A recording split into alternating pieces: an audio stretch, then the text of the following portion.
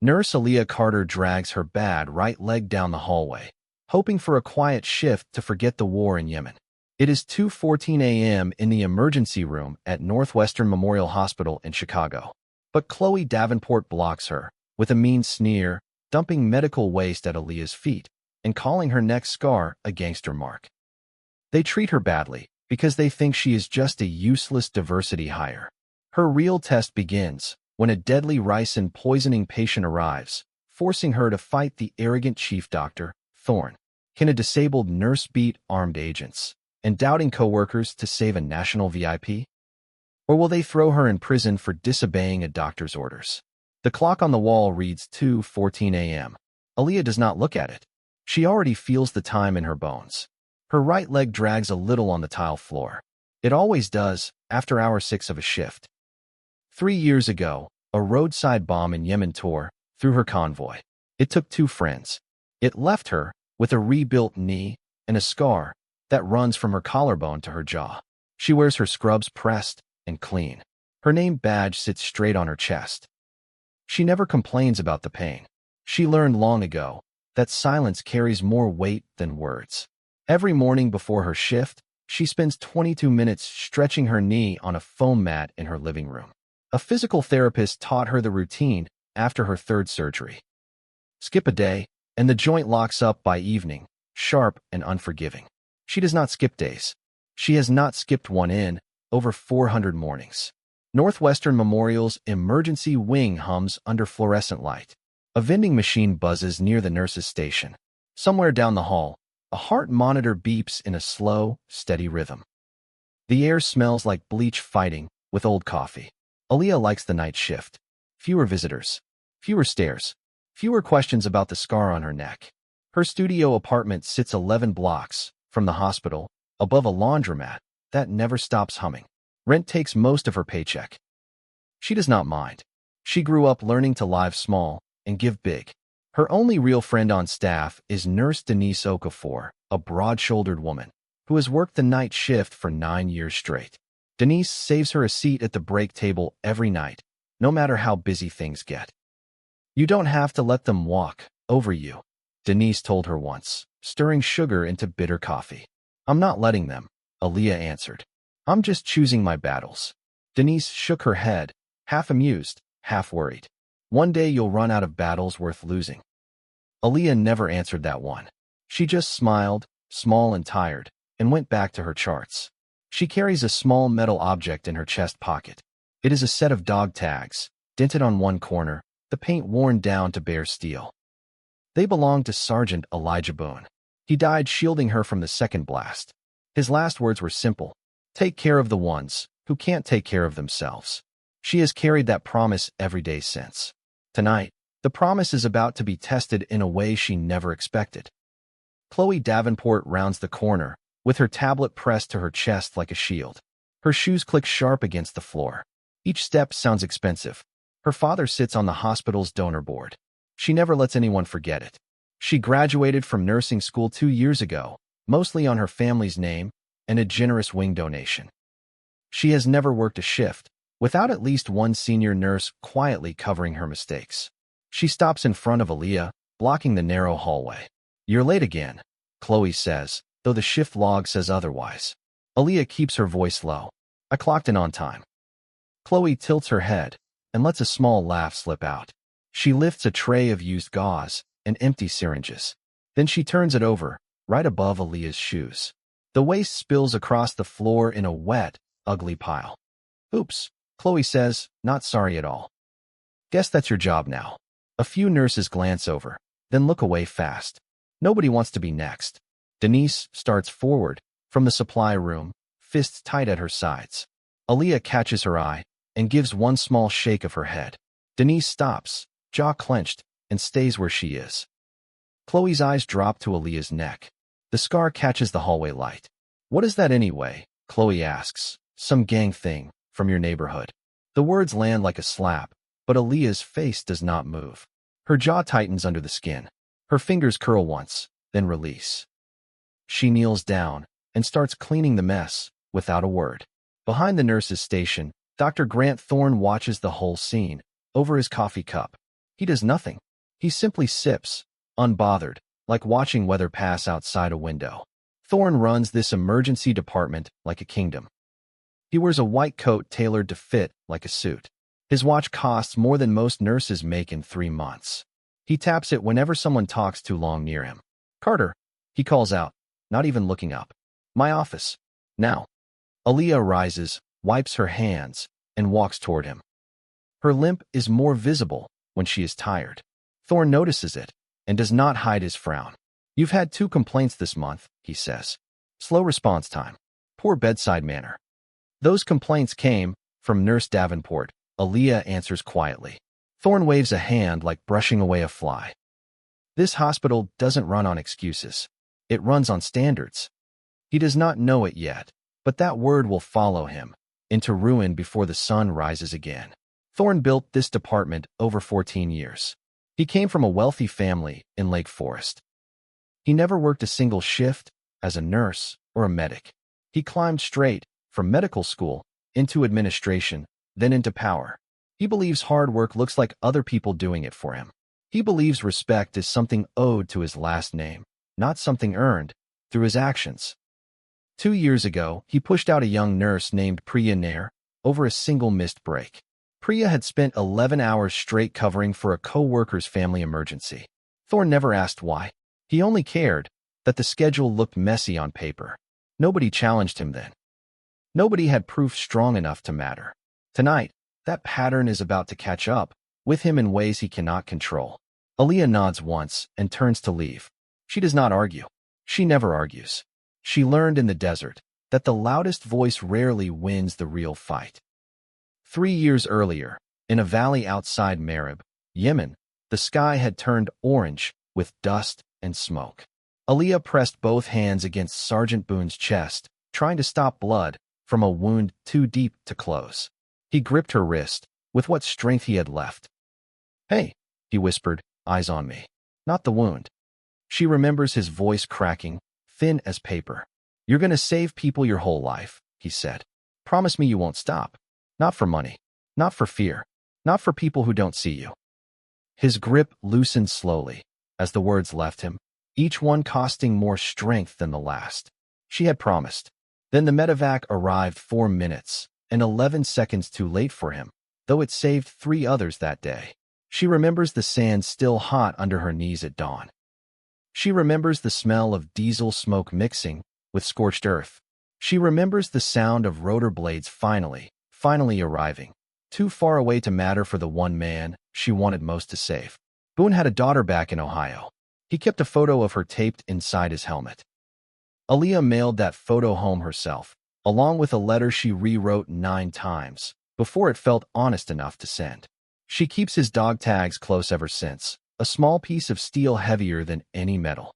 Back in the present, Aaliyah returns to the nurse's station. Her hands still smell faintly of antiseptic soap.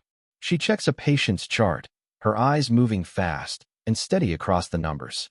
Then the emergency doors burst open. 2 black SUVs screech outside under the ambulance bay lights.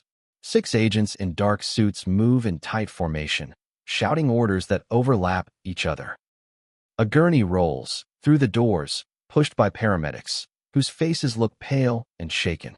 On the gurney lies a man in his 50s, convulsing, his skin turning a strange shade of gray. His lips tremble without sound.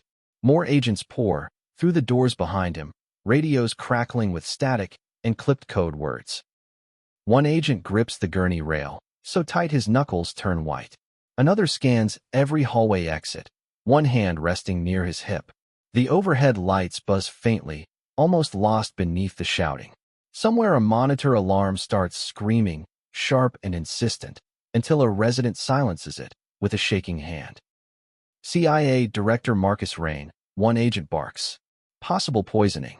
We need your best team, now." The whole emergency room freezes for 1 full second, like the air itself is holding its breath. Thorne steps forward, chest puffed out, already smelling the cameras that will follow this case. "I'm the chief physician here. Bring him to Trauma 1. Aaliyah watches the director's symptoms from 10 feet away. Something in her chest tightens, a feeling sharper than instinct. She has seen this pattern before, once, in a briefing room in Yemen. The dilated pupils. The rasping breath.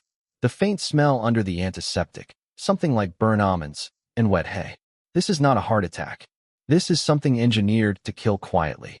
She steps closer, her voice steady despite the chaos around her. Dr. Thorne, this isn't cardiac. Look at his skin. Look at his breathing pattern. Thorne barely glances at her. Nobody asked you, Carter. Go restock the supply closet. She holds her ground. Sir, I think this is ricin poisoning. We need activated charcoal and supportive care immediately, not epinephrine. The room goes quiet enough to hear the ventilator hiss. Chloe smirks from the corner, arms crossed. She probably saw it on a TV show. A young resident named Marcus Webb shifts his weight, glancing between Thorne and Aaliyah. He knows she is right. He says nothing, afraid of losing his position over a disagreement with the chief. His hands stay jammed deep in his coat pockets, curled into fists nobody can see. Denise, watching from the med cart, mutters just loud enough for Aaliyah to hear. Say it again. Louder. Make them hear you. Thorne's jaw tightens, veins rising faintly at his temple. He hates being questioned in front of federal agents. His pride burns hotter than his concern for the patient. I said get out, Nurse Carter. This is a direct order. Doctor, Aaliyah says, if I leave, and I'm right, he dies. If I stay, and I'm wrong, write me up. Thorne's eyes narrow. Insubordination in a federal case is a serious charge, Carter. You could face real consequences. Legal ones. An agent near the door shifts closer, hand hovering near his radio, ready to act, if Thorne gives the word. Aaliyah's stomach tightens, fear moving quiet and cold beneath her calm face. She thinks of handcuffs, of hearings, of a career ending in one reckless minute. Then she thinks of Sergeant Boone's voice, thin as paper, telling her not to stop for fear. Aaliyah looks at the director's failing color one more time. Then she looks at her own hands, steady, sure, trained by years of trauma she never talks about. She decides, in that instant, that a promise made in a Yemeni valley matters more than a hospital policy made in an office. She stays. People often mistake quiet for weak. They rarely learn the difference, until it costs them something important. Nobody in that room knows it yet, but Thorne's next decision will end his career before dawn. The lead agent, a sharp-eyed woman named Agent Renee Castillo, steps into the argument. Doctor, what's your diagnosis? Cardiac event, Thorne says firmly. We're stabilizing with standard protocol. Castillo's eyes shift to Aaliyah. And you? What's your read? Ricin poisoning, Aaliyah says. The pattern matches exposure symptoms I studied during my Army medic training. We're running out of time. Thorne snaps at her, his voice rising for the first time tonight. You are not a doctor. You will not diagnose a patient in my emergency room. Then let a toxicology screen decide, Aaliyah replies calmly. It will take 11 minutes. His organs may not survive 20. Castillo studies both of them for exactly 3 seconds. Then she nods at Aaliyah. Run it. Thorne's face flushes a deep red, blood rushing visibly beneath his skin. He signs a discharge transfer form, without reading it, shoving it at a resident, muttering that Carter is done at this hospital. Agent Castillo, he adds, voice tight. I want her removed from this room. Immediately, if possible. Castillo studies him a long moment, then looks toward Aaliyah instead. She stays. My authority outranks yours in this building right now. Thorne's mouth opens, then closes again, no argument left worth making. He does not notice the ceiling camera blinking steadily above his own head, recording every word. That same camera, installed under his own request last year to catch lazy staff, is about to catch something far more expensive than laziness. The 9 minutes stretch out like hours. Thorne paces near the nurse's station, glancing at the clock every few seconds. His confidence cracks slightly, though he refuses to show it. Denise stands close to Aaliyah, arms crossed, watching the lab door like it might open at any second. You sure about this? She whispers. I'm sure. Aaliyah answers, though her own pulse beats fast beneath her calm expression. A lab technician finally rushes, through the double doors, printout clutched in one trembling hand. Every head in the room turns at once.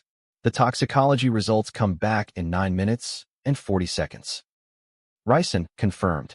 The room shifts from chaos into sharp, focused motion. Aaliyah moves fast despite her limp, calling for charcoal, adjusting fluids, monitoring the director's blood pressure with practiced hands. Her voice stays low and even, the same voice she used in a desert tent years ago. Thorne tries to reassert control, grabbing a chart from her hands. This is still my department. Then help me save him, Aaliyah says, not raising her voice at all. Or step aside. Chloe watches, from the doorway, arms crossed, her designer heels tapping an impatient rhythm. She reaches into Aaliyah's open locker nearby, spotting the dented dog tags resting on a folded jacket. She picks them up between two fingers like they are trash. What is this? Some cheap costume jewelry. Put those down, Aaliyah says, her tone sharper than it has been all night. Chloe smirks and drops them onto the floor, letting them clatter against the tile. Relax. It's just junk. For one heartbeat, something hot rises behind Aaliyah's ribs. Her fingers curl at her sides, knuckles paling under the skin. She does not scream. She does not strike. She simply kneels, picks up Sergeant Boone's tags, and presses them once against her chest before sliding them back into her pocket. Some wounds do not bleed, but they still leave scars. Denise moves fast, scooping the tags off the floor before anyone can step on them. She presses them into Aaliyah's palm and squeezes once hard. Focus on him, Denise whispers, nodding toward the director. I've got the rest. Agent Castillo, standing near the door, watched the entire exchange in silence. Her eyes narrow at Chloe, then soften slightly toward Aaliyah. Minutes pass in tense, controlled motion. Director Rain's convulsions slow. His breathing steadies. Color creeps back into his lips like dawn returning to a gray sky. Thorne stands frozen near the window, arms crossed, refusing to admit what just happened in front of federal witnesses. Then Rain's eyes flutter open. His voice comes out cracked and dry. Where am I? Northwestern Memorial, Aaliyah says gently. You're safe now, sir. Rain studies her face for a long moment, his gaze landing on the faint scar along her neck. Something flickers in his eyes, recognition mixed with disbelief. That scar, he rasps. Marib Valley. Convoy 12. I read the after-action report. The room goes silent except for the soft hiss of the ventilator and the distant tick of a wall clock. You're specialist, Carter, he continues. You pulled 3 men out of that wreckage. I signed your commendation myself, back when I ran field operations. Aaliyah's throat tightens, though her expression stays calm on the surface. I just did my job, sir. Nobody moves. Nobody speaks. Even Chloe's smirk has frozen halfway on her face, stuck there like a mask nobody remembers putting on. Somewhere down the hall, an ice machine drops a single cube, with a hollow, distant clatter, the only sound loud enough to notice. Agent Castillo steps forward, pulling a tablet from her jacket. She taps through a secure federal database, her face lit by the pale glow of the screen. Confirmed, Castillo says. Aaliyah Carter, former Army combat medic, Bronze Star recipient. Honorable discharge after injuries sustained in an IED attack, Marib Valley, 3 years ago. Thorne's mouth opens, but no sound comes out at first. She saved 11 lives that day, Castillo adds, reading further down the file. Including a senior intelligence officer, who later became the director of the CIA. The words settle over the room like snowfall, quiet and heavy. Rain's eyes glisten faintly, though his voice stays even. I was that officer, he says. I remember waking up in a field hospital tent, alive because a young medic refused to give up on me. He looks at Aaliyah now, really looks, seeing past the scar and the limp to something steadier underneath. I never learned your name back then. Command kept records sealed for security reasons. You didn't need to know it, Aaliyah says softly. I wasn't doing it for recognition. No, Rain agrees. But you're getting it anyway. Starting tonight. Thorne's face drains of all its color, pale as hospital paper. His hand trembles slightly around his coffee cup, the ceramic clicking softly against his ring. I didn't know, he mutters. You didn't ask, Aaliyah replies, her voice still low, still steady. Director Rain pushes himself up slightly against the pillows, wincing but determined. This woman disobeyed a direct order tonight. That order would have killed me within the hour. He turns his gaze toward Thorne, sharp despite his weakened body. I want a full report on how she was treated in this hospital, starting from tonight and going back as far as it takes. Thorne's blind signature, from 20 minutes earlier, the discharge order dismissing Aaliyah, sits on the resident's desk. It will resurface in less than 3 days as federal evidence. Some mistakes announce themselves quietly, then explode all at once. By morning, hospital administrator Patricia Reyes arrives, summoned at 5:47 a.m. by an urgent call from federal security. She reviews the security footage from the ceiling camera Thorne installed himself. It captured his dismissal of Aaliyah's diagnosis. It captured his signature on a form he never read. It captured his silence, while Chloe humiliated a decorated veteran on hospital property. Reyes watches the footage twice, her face growing tighter each time. Dr. Thorne, she says, closing her laptop with a soft click. You are suspended, effective immediately. Termination is pending review. Thorne straightens his tie, still clinging to old confidence. I run this department. You can't just. The board already voted, Reyes interrupts. 41 minutes ago. Unanimous. His face goes rigid, jaw locked tight enough to ache. He looks toward the hallway window, avoiding every eye in the room. Chloe stands near the nurse's station, arms wrapped tightly around herself, trying to disappear into the wallpaper. Reyes turns to her next, holding up a printed copy of the security footage. Ms. Davenport, you mocked a colleague's injury, Reyes says, tapping the dog tags visible in one frozen frame. You damaged federal property. Your father's donation cannot erase that. Chloe's mouth opens, but only a thin, shaky breath comes out. Her confident click-clack heels suddenly feel very loud in the silent hallway. You're terminated as of this morning, Reyes says. Security will escort you out. 2 guards step forward. Chloe's face turns a blotchy red, tears rising fast and uncontrolled. She reaches for words, any words, but nothing useful comes. I didn't mean, she starts, voice cracking. You did, Reyes says simply. On camera. Twice. Her father calls the hospital board, within the hour, demanding the decision be reversed. The board chair reminds him, politely but firmly, that federal witnesses do not bend for donor names. The Illinois Medical Licensing Board opens a separate review into Thorne's conduct 2 days later. Investigators pull 5 years of personnel complaints, many quietly buried by his own office staff. Priya Nair's old file surfaces again, this time with federal attention behind it. Thorne hires a lawyer, within the week, insisting the whole situation is a misunderstanding blown out of proportion. His lawyer reviews the security footage once, then advises him to settle quietly and avoid a public hearing. Thorne refuses at first, certain his name still carries weight somewhere. It carries none. Not anymore. By spring, his medical license sits suspended for 18 months, pending a full ethics review. He moves out of his Lake Forest house not long after. His wife files for divorce, citing years of the same arrogance that finally caught up with him at work. The hospital replaces him with Dr. Sarah Kim, a physician who spent a decade working rural emergency rooms before coming to Chicago. Her first policy change requires every senior staff member to shadow a new nurse for 1 full week. No exceptions, no titles skipped. Standards, she tells the department during her first meeting, mean nothing if they only protect the people already in charge. Nobody in the room mentions Thorne's name, but everybody understands exactly who she means. By noon, 3 other nurses come forward, with their own stories about Chloe. Small cruelties, quiet insults, things they were too afraid to report before today. Reyes adds every account to the file. Chloe's name will not appear on any hospital's hiring list within the state of Illinois for a long time to come.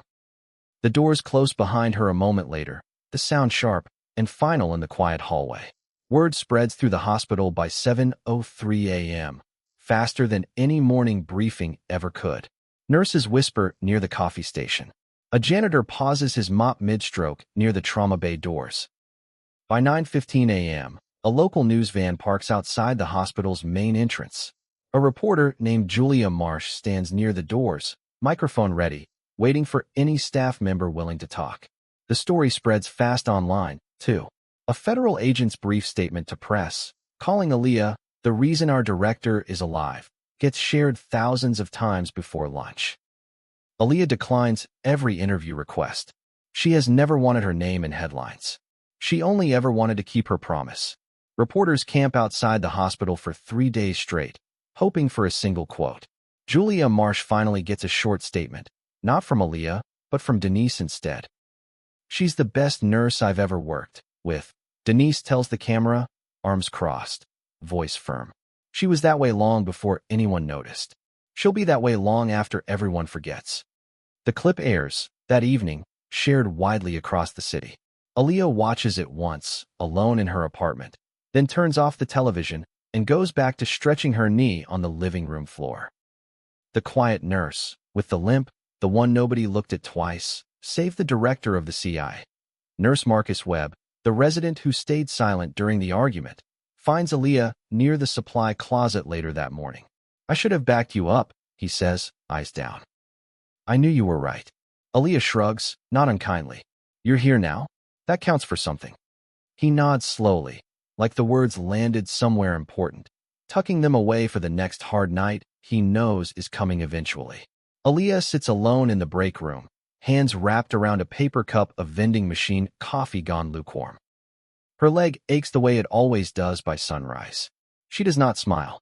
She does not gloat. She simply exhales, slow and even, the way she was trained to breathe under fire. The door opens. Director Rain stands there, dressed now, an agent hovering just behind his shoulder. May I sit, he asks. She nods, sliding a chair out, with her foot. He lowers himself carefully, still weak from the toxin's grip on his body. I never got to properly thank Sergeant Boone, he says quietly. I read about what he did for you in that valley. Aaliyah's fingers find the dog tags in her pocket, tracing the dent along one worn edge. He made me promise something before he died. What was it? To take care of people who can't take care of themselves, she says. No matter who's watching. No matter who isn't. Rain nods slowly, something solemn passing behind his eyes. You kept that promise tonight, Nurse Carter, even when it cost you your job. It's not my job that mattered, she says. It was yours to keep living. A long, comfortable silence settles between them, the kind that doesn't need filling. Agent Castillo stops by the break room door before leaving the hospital that morning. She sets a small card on the table in front of Aaliyah. Federal commendation paperwork, Castillo says. Takes about 6 weeks to process. You earned it twice over tonight. I don't need paperwork, Aaliyah answers quietly. I know, Castillo says. That's exactly why you're getting it. She nods once, a small gesture of respect between two people who understand duty. Then she steps out into the pale morning light. 3 weeks later, the hospital holds a small ceremony in the main lobby.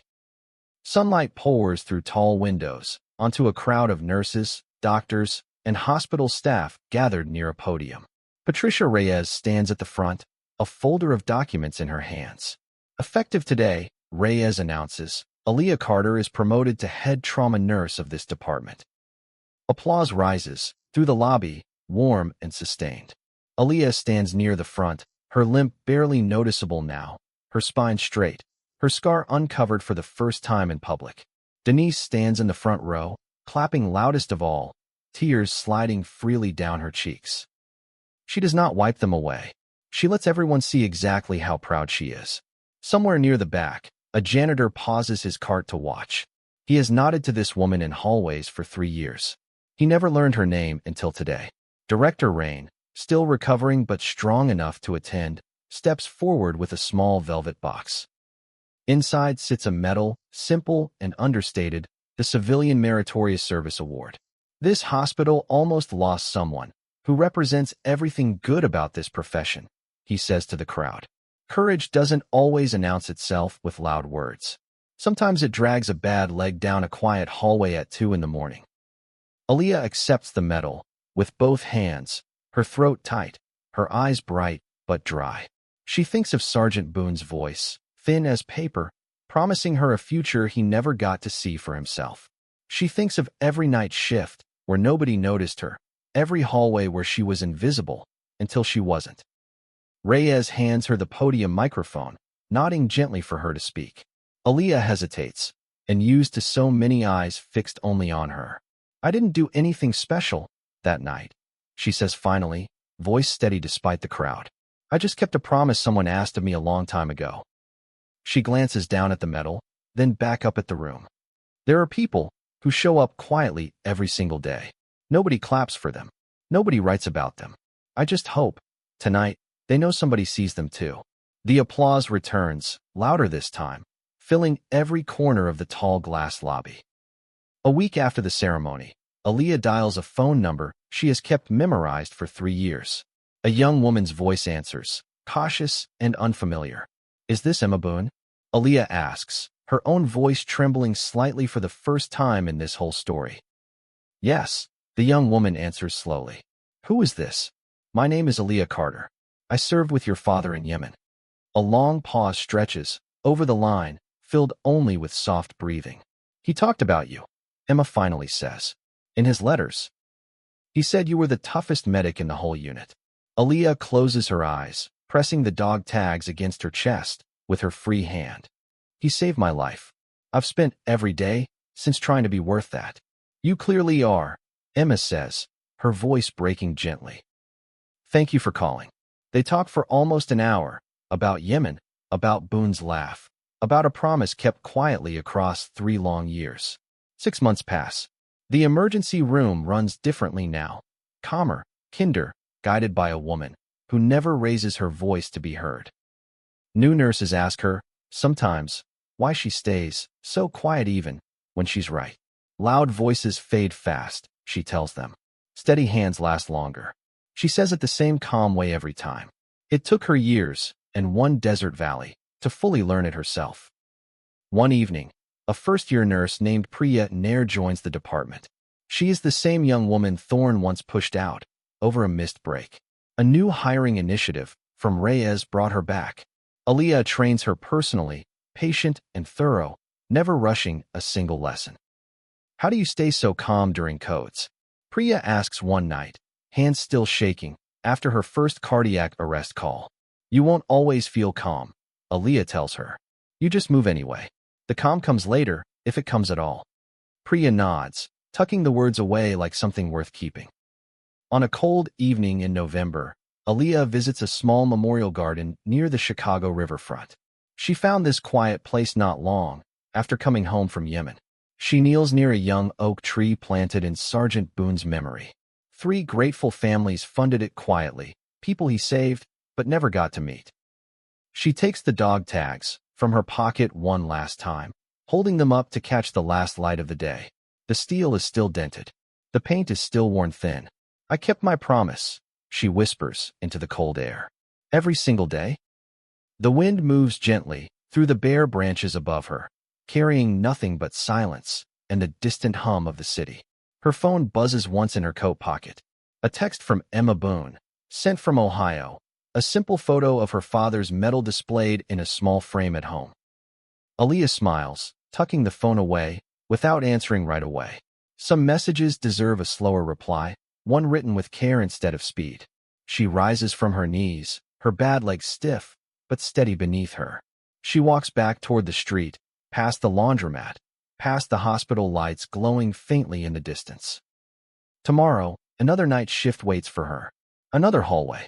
Another chance to notice someone nobody else bothered to see. Some people spend their whole lives shouting to be seen. Others simply keep their promises, quietly, one shift at a time, until the whole world finally looks up and notices what was there all along. Sergeant Boone once said the quiet ones save the most lives. Nobody in that emergency room believed it. Not until the night a disabled nurse refused to back down. She never asked for a medal. She never asked for headlines. She only asked herself, every single morning, whether she had kept her word. And every single morning, the answer stayed the same.